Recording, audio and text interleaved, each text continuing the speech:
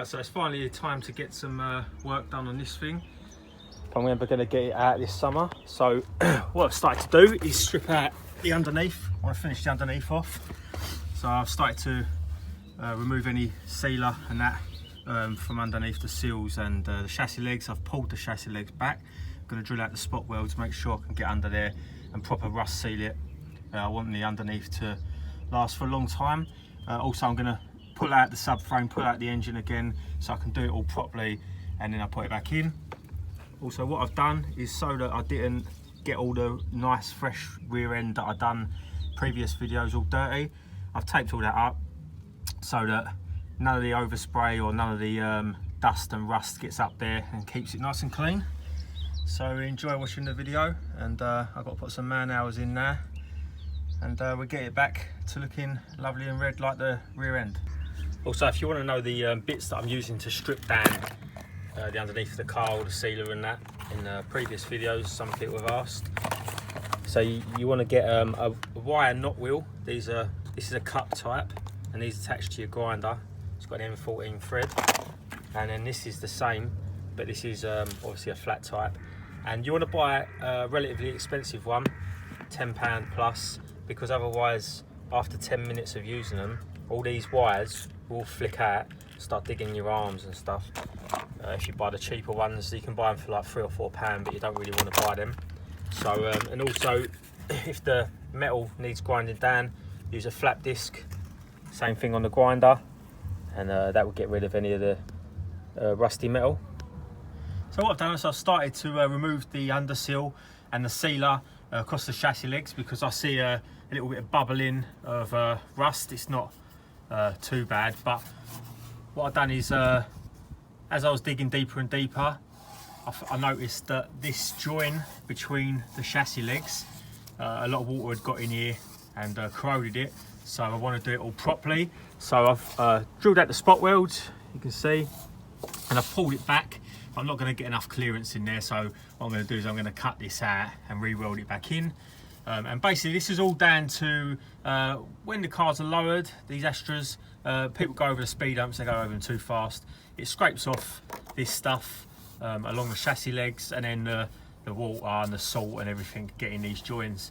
So if you have got this sealer that's been peeled off along the chassis legs, just give it a reseal and it'll be good to go for a while. So what I'm going to do is I'm going to strip this down properly so I can address any of the surface rust, and I might have to weld in a little patch here because it looks like it's gone a bit thin, and there we get on that now.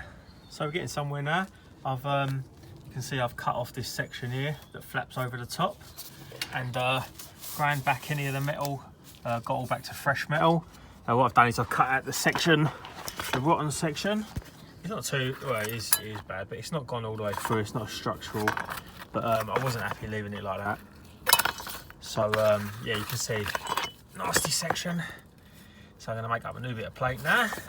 So here's a comparison, just made up the new sheet of metal. This is a nice galvanised piece, and this is the bit that come off the car. They are galvanised from factory, but they put a lot of these holes and stuff in it. I don't know if it's a drainage hole, and they just rot. So we're going to get that in there.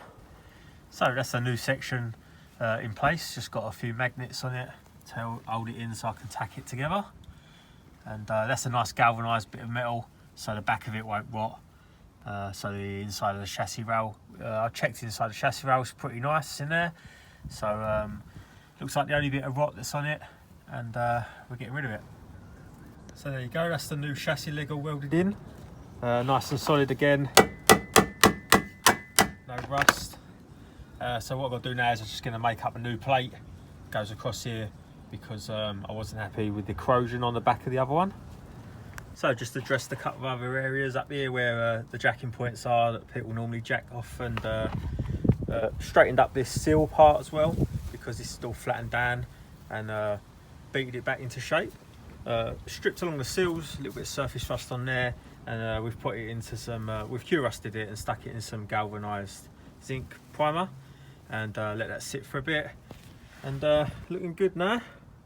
So finally got myself a really good pair of Astra GSI front seats.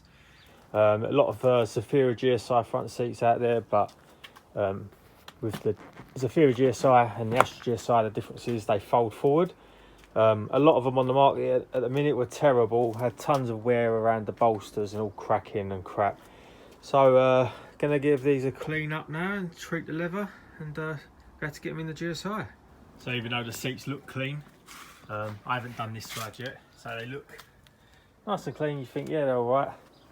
Just give this one a quick blast over, and that's the crap that's already come out of it, and I've only done one section, so it's well worth giving these a clean. So after I've given them a good clean, you can see the right hand side I've just fed with a leather feed and a leather shine. So just fed it with some of this leather balsam, and you can see how nice that's come up, and the fabric's come up lovely now, almost like new. And you can see the unfed side, it's like a dull finish, and it's just dry. So I'll feed the other side and then we can get these in. So I just want to quickly show you the difference between the fed leather and the leather that's untreated. You can see there's a distinctive dark line.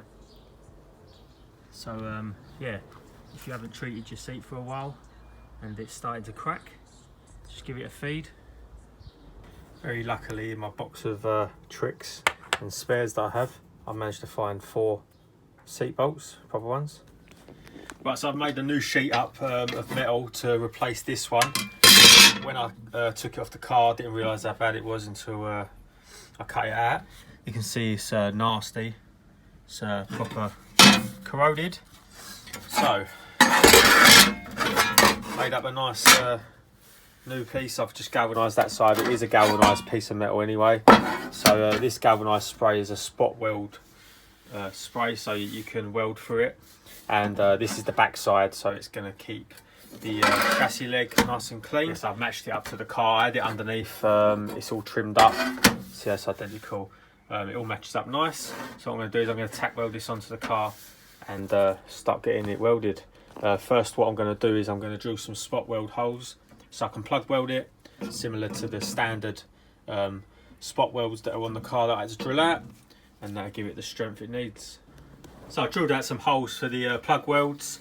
It basically acts as like the spot welds, and also I've cut off this section here because it was too hard to line it all up together, so I can tack weld that on now. So you can see under the car I've covered it in the zinc rich galvanising spray, and that's going to allow me to be able to spot weld through and weld onto the chassis leg and leave some protection behind it.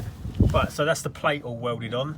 I've just plugged up the spot weld holes that I drilled out, and now I can get to cleaning them off. I get some primer on it and some zinc galvanising spray. Right, so the other side's nearly finished. I've got to do a little bit of tidying up over there. I thought I'd start on this side. You can see more sealant scraped off.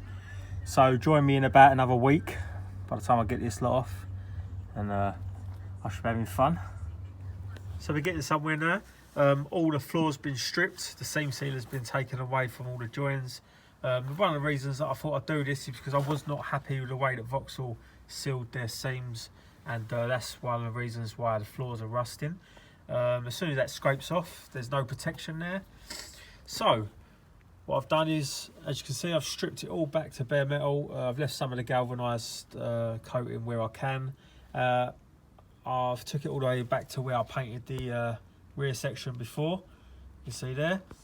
And what I'm going to do now is I'm going to prep the rest of it so that it's nice and smooth for the primer. I'll show you the primers that I'm using, and the galvanised coatings and the zinc primers and the stone chips that I'm using to get the best finish. So here's some of the materials that I'm going to be using to protect the underside of the car. The main one, and probably the most important, is the zinc primer. I've got 1.5 litres of that, so I've got 3 cans, and this is what's going to protect, obviously look, protects from rust. So it's a zinc primer, just like the galvanised coating which I've got here, that you can use, and it will protect the underneath from any sort of corrosion, salts, and basically the zinc sacrifices itself to protect the metal. So after that, we're going to use a stone guard in black. This is basically a stone chip like the hammerite that I used before, and we're going to put another 1.5 litres of that on. So we're going to have 3 litres of paint in total. If I need any sections that are bad for adhesion, I've got the extra primer. I've got a few more cans of them if I need them, and yeah, so that should protect the underneath, and then we can get the top coat on and seal it all in, obviously back in flame red. So now obviously we've got off all the seam sealer and everything under here tire wise, removed any of the rust.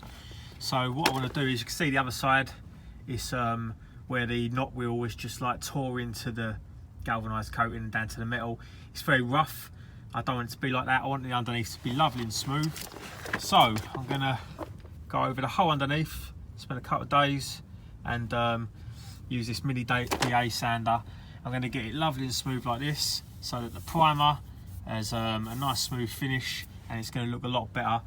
I mean, it's not really a problem to, if you weren't going for a show finish and you just wanted to protect it, you could just leave it like that and go over it with a higher build stone chip, which would probably fill in most of the impurities. But I want it to be a really good finish, so let me get on with doing this for the next couple of days, and I'm going to upload this video so you've got something to watch. I haven't uploaded an update for this for a while, a few people have been asking, so enjoy the video and join me for the next episode.